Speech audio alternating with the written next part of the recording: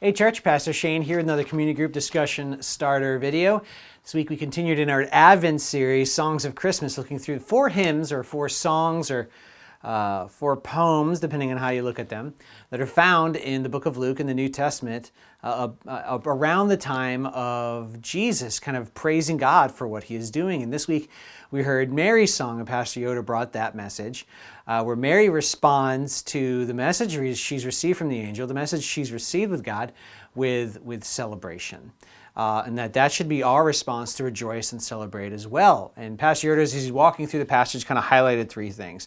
First, that we're to be celebrating the person of God, the relationship we have with him through Jesus Christ.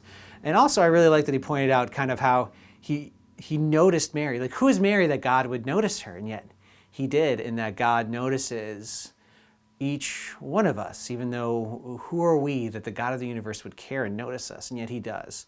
And that through our faith in Jesus Christ, we might know him.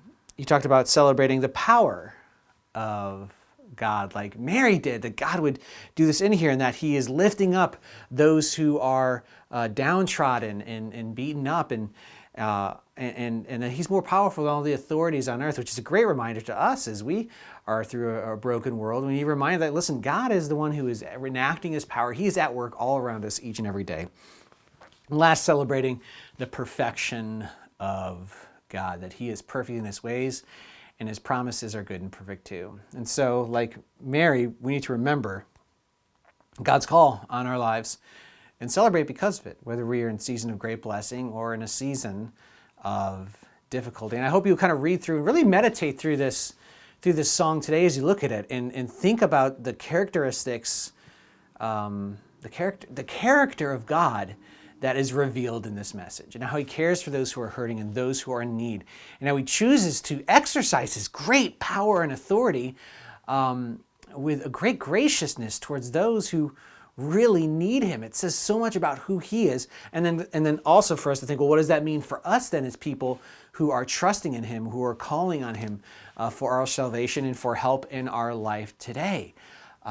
And kind of talk about that interaction between God's character and how he cares for people and our great need, and talk about those things with your group. I think it might be a great discussion. And make sure you spend that time in this. Read through it a couple times, maybe on your own, even to start your time today. Really let the message that Mary is proclaiming sink in, because she, I think, really properly celebrates how wonderful our God is, and in particular that he sent Christ for us. Have a great discussion.